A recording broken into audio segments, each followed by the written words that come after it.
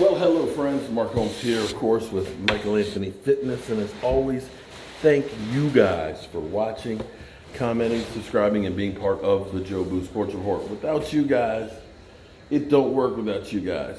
So tonight, 9 o'clock Eastern, we'll be here live streaming our usual thing.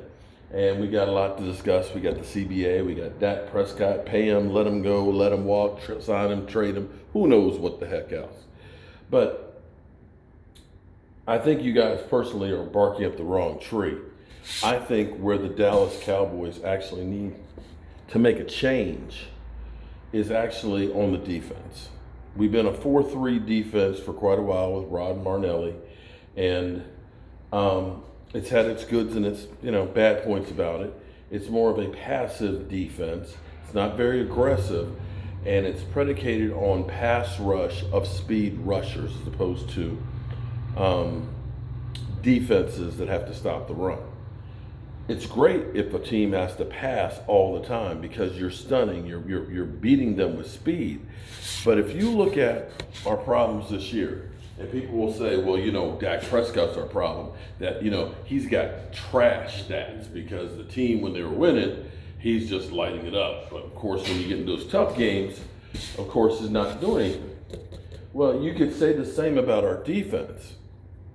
Our defense, in 5 of the 8 games we won, the defense gave up 100 yards or less on the run. And what has actually skewed the number some is when you have games like against the Rams where they only got 22 yards rushing, your numbers look a lot better than when you give up 151, as we did in some games. And the problem, again, I think for our defense is that lack of aggression and that lack of push in the middle. See, the difference is this. Basically, you're adding another person onto the defensive line, because you have 3 down linemen, one who's right over the center, your other 2 that are over the tackles, and then you have outside linebackers. They call them linebackers. What they really are is edge rushers. And see, the problem for us being in the 4-3 is you've got those guys on the outside that are edge rushers. And their whole job is getting upfield. And so when you look at Robert Quinn, who had a great season, you look at DeMarcus Lawrence, who had a lot of pressures and things, immediately when the ball snaps, they're going upfield right now. Problem is, that means there's only 2 guys here holding down the fort. And a lot of times we're getting stunts where the tackle is going out and the end's coming in, and we get caught in the stunts. And it leaves holes in the middle. We gave up 4.6 yards over the center this season on average. 4.6. We got gutted. That's where that big, nasty, mean guy comes in. He's over the center. That means you're going to have to go ahead and either do a wham block, bring the tight end in on motion and getting the block. You're going to end up having to have the center with a double team for one of the guards occupying him, or you're going to end up having to trap the guy. But that still leaves those other 2 big guys that are out there to help plug up the middle. And see, the thing is we don't have the personnel right now really to do this, because it's a different look playing, heads up over the center. Typically they're big, fat, shorter guys, whereas we have guys that are long in length. But it may be the time to go ahead and make that move, because we have so many guys that are free agents. Robert Quinn. And here's the thing with Robert Quinn. Robert Quinn is a great edge rusher. Not sure that he can play outside linebacker, but he might be able to. But if you let Robert Quinn go, he's going to sign a big contract someplace. And see, this is New England-esque. When you let a guy who, you say, oh man, they're great, we can't let him go, is what the Cowboys do. New England lets him go. And in return, you might get a 4th round, depending on how big the contract, a 4th round draft pick.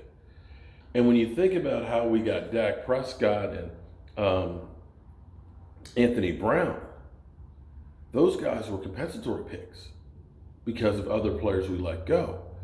And with us having, Antoine Woods and Malik Harler, although Antoine Woods is a exclusive right free agent, which means that the Cowboys offer him at least the league minimum he can't sign a contract with anybody else. And his only option would be to sit out. You could keep him, and he might be able to play nose tackle. Back in my day, it was nose guard, and instead of calling it a 3-4 defense, we called it a 50 defense, okay? Which basically meant you had 5 guys on the line, okay? 3 linemen, 2 linebackers, 50 defense, okay? But, you know, they changed that shit up. And it wasn't nose tackle, it was nose guard. I played nose guard, okay? Something that doesn't exist now. But maybe you hold on to him, have him play nose, and then you end up, maybe free agency, you go through and you get one big guy, and maybe you end up going ahead and you draft another beast to go in there. And maybe you just go ahead and say, you know what, we're going to start switching this thing now. And can you imagine if we can get Jalen Smith, and if Van Der Esch's neck is healed, get these guys playing downhill like you see at Demario Davis. FYI, I know I'm not like a football expert. You know, I don't work for ESPN or anything like that. And I know you really shouldn't listen to anything I have to say, but I got to tell you, when Demario Davis was a free agent from the Jets, I said, get that guy. I said, that guy is an absolute positive beast. And you look at his numbers over the last 2 years, he has been that in a ham sandwich. And currently, Pro Football Focus has him as the 21st best player in the NFL. I also said get Calais Campbell, because Calais, who is the NFL Man of the Year, has 88 sacks as a defensive end / defensive tackle, and still in the top 100.